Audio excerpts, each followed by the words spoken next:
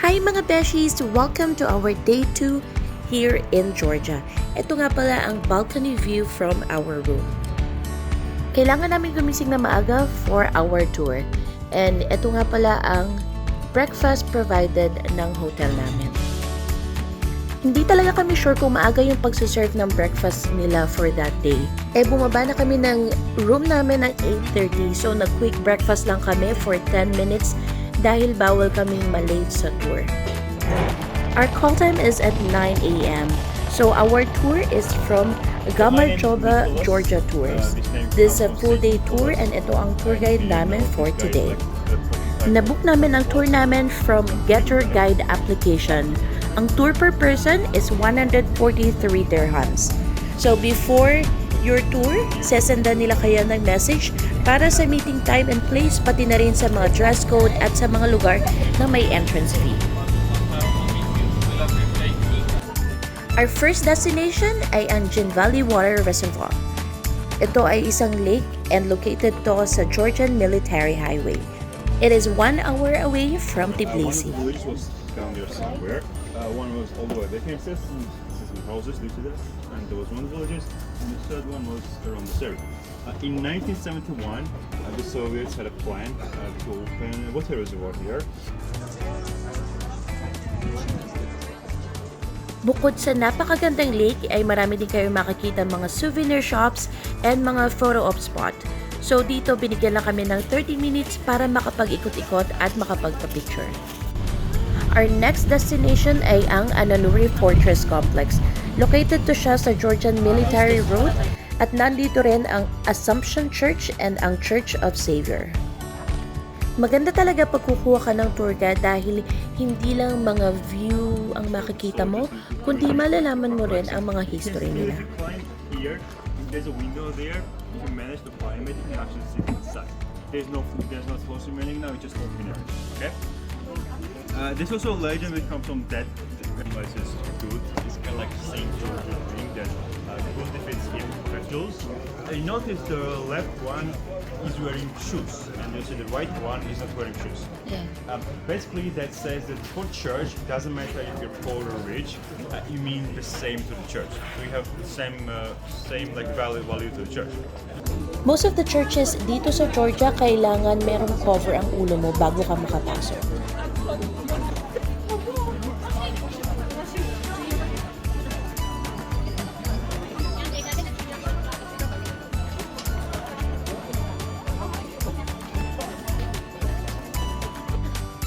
So ito, sinubukan kong pumanik sa Kevsurian Tower. Kahit hindi ko alam kung makakasabay ba ako sa mga pumapanik dahil sa sobrang liit lang ng daan at sobrang init pa.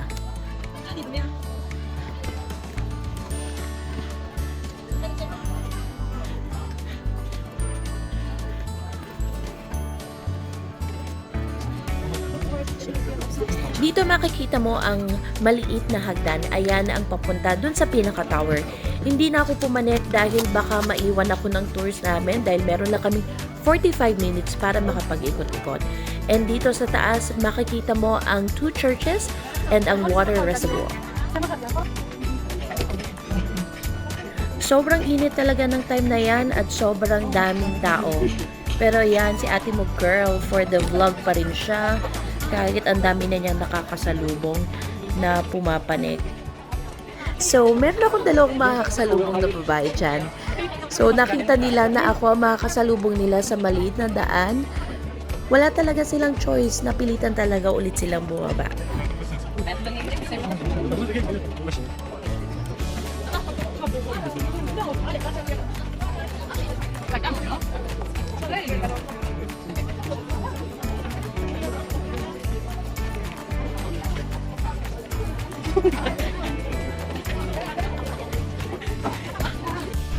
Now, time naman for our lunch.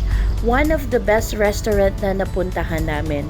So before tour, isasad nila sa inyo ang mga menu para ready na ang food nyo pagdating sa restaurant.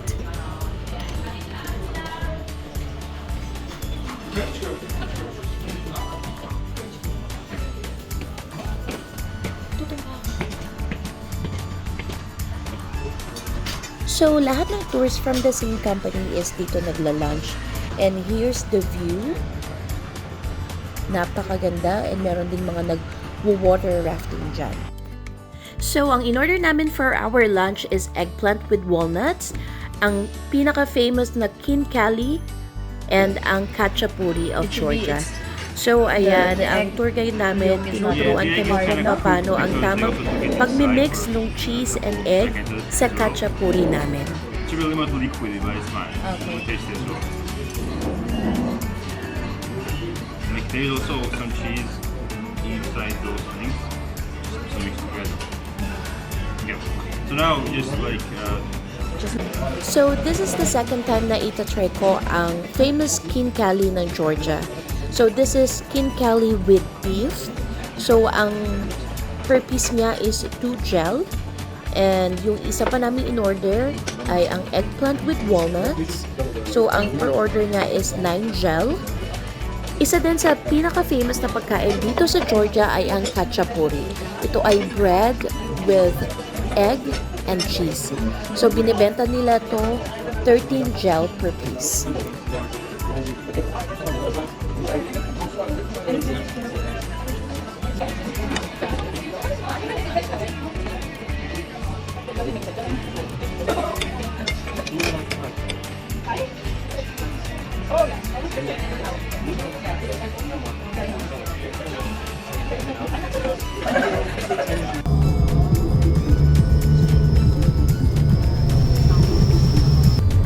So, our next destination naman, isa sa pinaka-favorite ko, ang Godauri Viewpoint. Ito ay ang Russian-Georgian Friendship Monument.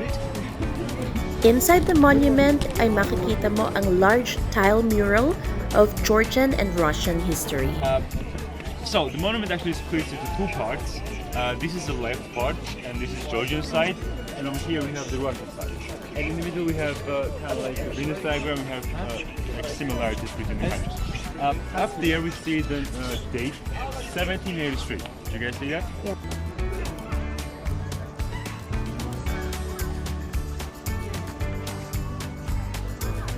Ang monument na to ay nasa mataas na bundok, kaya makikita mo talaga ang ganda ng nature nila.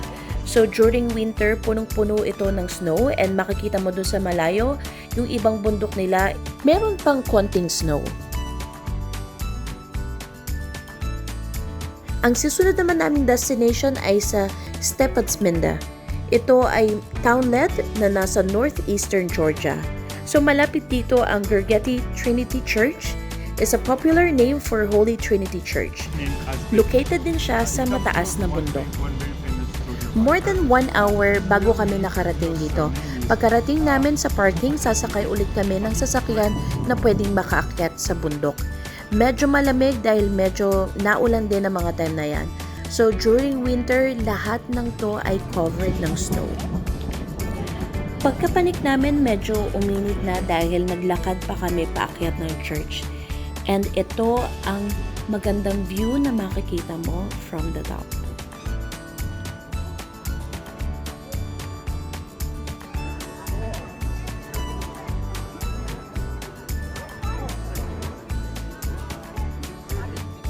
Makikita mo dito sa taas ang Stepatsminda town. So dito nakapasok din naman kami sa church, pero hindi na kami nakapag-take ng video dahil bawal.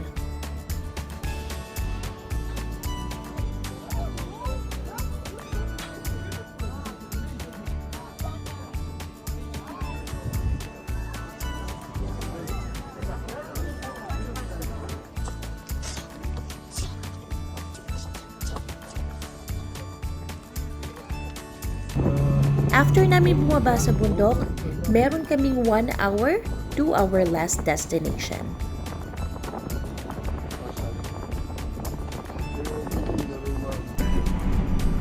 Sayang lang talaga at konti lang yung araw ng pagstay namin dito sa Georgia dahil sabi nila maganda daw magstay dito sa hotel na to.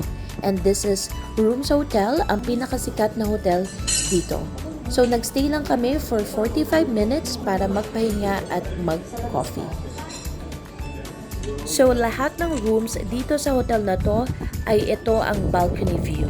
So, imagine, pagkagising mo sa umaga, ito ang una mong makikita. Sobrang ganda.